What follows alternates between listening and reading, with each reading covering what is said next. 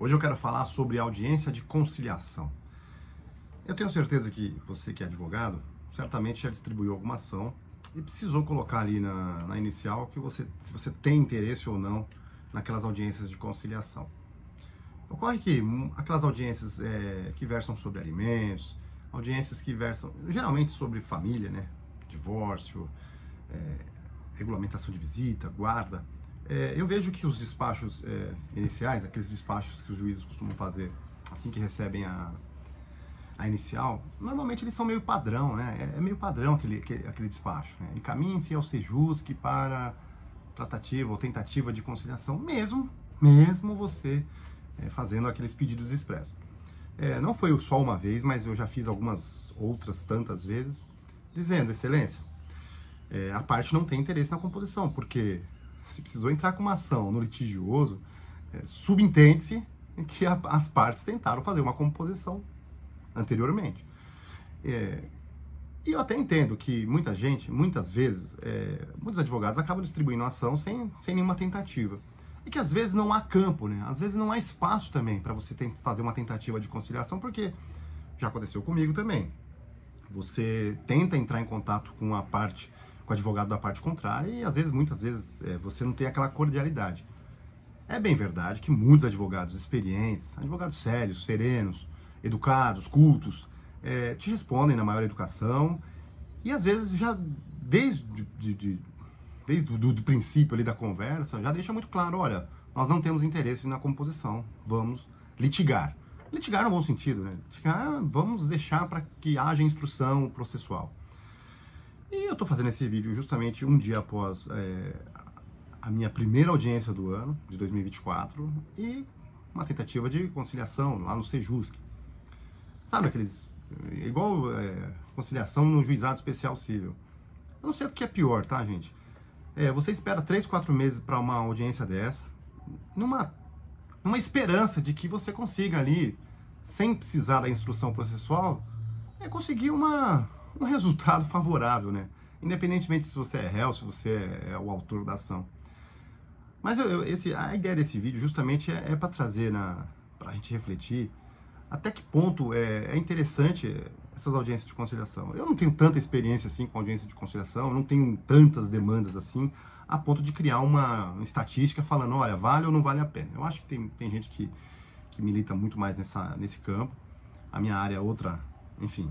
Por exemplo, trazendo para o direito criminal, no direito penal, eu diria que a audiência de conciliação do cível, se você tentar fazer uma analogia para o criminal, é aquela audiência não é nem audiência de custódia, né? Porque a audiência de custódia, na verdade, é um outro cenário. É aquela audiência que o promotor oferece o acordo de não persecução.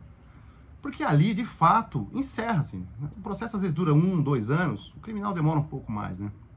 Mas quando você tem aquela audiência, a primeira audiência, você já tem uma esperança. Bom, é óbvio que é muito mais vantajoso para o réu aceitar um acordo, a depender da situação fática, né? Óbvio.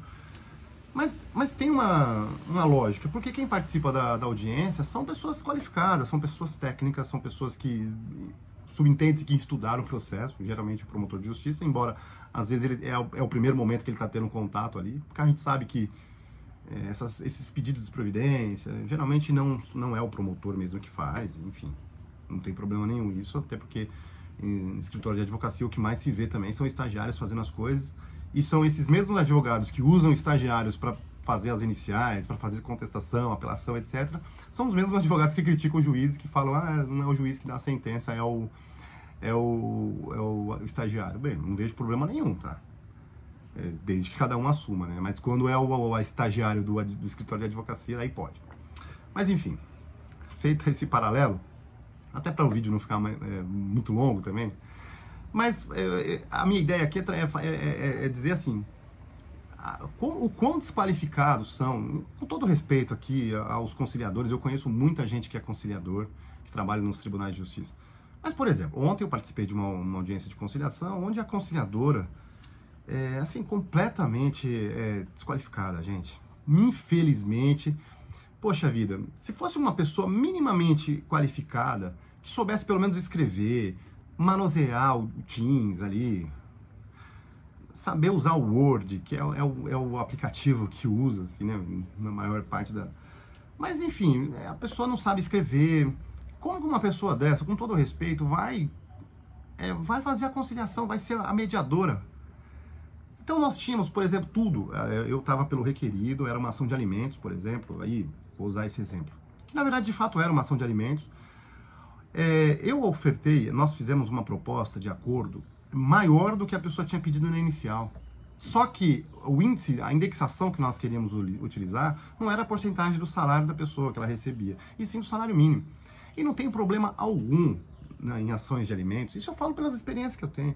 Isso já tem jurisprudência assim massiva, muitas jurisprudências dizendo que em casos de alimentos você pode indexar o salário mínimo, não tem problema nenhum. Diferente para outras coisas, o aluguel você indexar para o salário mínimo, aí o salário mínimo de fato não pode ser o meio de indexação. Realmente isso não pode para outros fins, mas para alimentos sim, porque é uma forma que todo ano vai ter uma correção obrigatoriamente. Nós não queríamos vincular com o salário, porque o meu representante, perdão, o meu representado, no caso, o meu cliente, ele não queria vincular o lerite, e aí, enfim, isso aí é um acordo. Se tem acordo entre as partes, os dois maiores, dois devidamente representados por advogados, não vejo problema nenhum. E aí já começou aquela celeuma, não, porque não pode, porque o juiz daqui da vara não pode, que não sei o que, blá blá blá. Primeiro que a autora não tinha entrado na audiência, estava com dificuldade, ou, enfim, ou com desleixo mesmo, não quis entrar na audiência, demorou tempo. E aí, se o procurador tem poderes para transigir, eu lembro que eu usei essa palavra, eu falei, olha, o procurador da parte autora, aí eu indiquei as folhas, tal, estava com o processo aberto, tem poderes para transigir. Então não precisa esperar, é só você colocar, né, na ata de que a autora ausente, porém representada pelo seu procurador, devidamente as folhas tais, onde constava poderes para transigir. Aí ela questionou que não pode, que não sei o que, vamos reagendar a audiência, que não sei o que, vamos redesignar. Gente, que absurdo, porque era para bater o martelo ali já e acabou. Você espera 3, 4 meses para uma audiência dessa, não tem necessidade, mas você vê que é a falta de conhecimento. Aí eu me recordo que o escrevente ali que estava responsável entrou na sala e falou, não, o advogado tá certo, aí pode sim, o advogado da parte autora, ele pode. Eu vi aqui a procuração, o doutor Marcos indicou as folhas, realmente ele tem poderes para transigir. Aí a pessoa não sabia o que era transigir, aí achava que era transgredir, tanto que colocou isso na ata na hora de finalizar. E na hora da gente propor o acordo, a mesma coisa. Não, o juiz não aceita indexar pelo salário mínimo. Daí de novo o escrevente entra para falar. E daí nessa brincadeira você perde muito tempo. E aí você fica imaginando, poxa vida, o quão fica desgastado a imagem da justiça, né? Porque nós, advogados, nós sabemos que os conciliadores não são membros efetivos da justiça. Mas só que quem é de fora tem aquela imagem de que aquela pessoa é como se fosse um juiz, tem aquela imagem de que aquela pessoa é um servidor público. E, poxa, eu estava mesmo com o meu cliente, que é servidor público, e estava falando, eu não sabia que a justiça era tão bagunçada assim, a pessoa não sabe nem escrever. Aí eu expliquei, ali é uma espécie de voluntário, embora eles tenham uma remuneração, mas é complicado, né? Então, de repente, a gente poderia pensar, né? Será que não deveria haver concurso público ou uma forma melhor de qualificar esses conciliadores, uma forma de desafogar o judiciário também? Porque eu tenho certeza absoluta. Eu sou um advogado que eu prego, eu rezo muito, me fugiu a palavra aqui, mas eu torço muito para que todas as demandas a gente tenha uma composição. Eu sou pela composição. E eu acho que todos os advogados deveriam entender dessa forma, assim no trabalhista, por exemplo, onde que a composição ali tem que ser primordial, né? Então você imagina, se todas as demandas você tivesse um profissional qualificado, um profissional experiente, um profissional que demonstrasse conhecimento, experiência, eu tenho certeza que é uma hora de uma pessoa neutra, porque é a primeira vez que vai ter uma pessoa neutra analisando o caso do A e o caso do B. Porque até então, os advogados, às vezes, também, eles têm conflito de interesse. Cada um vai querer puxar a sardinha pro seu lado, enfim. E, de repente, um conciliador sério, aquela pessoa que tem uma postura bacana, e vai falar, olha, gente, vamos tentar resolver isso? Igual, sabe aqueles árbitros de futebol que é sem firula e que chega lá, ó, hoje ninguém vai discutir, vamos jogar bola e tá tudo certo. E eu tenho certeza, olha, nem pro A nem pro B, vamos chegar no meio termo. Eu acho que a composição é isso, e deixar muito claro, né?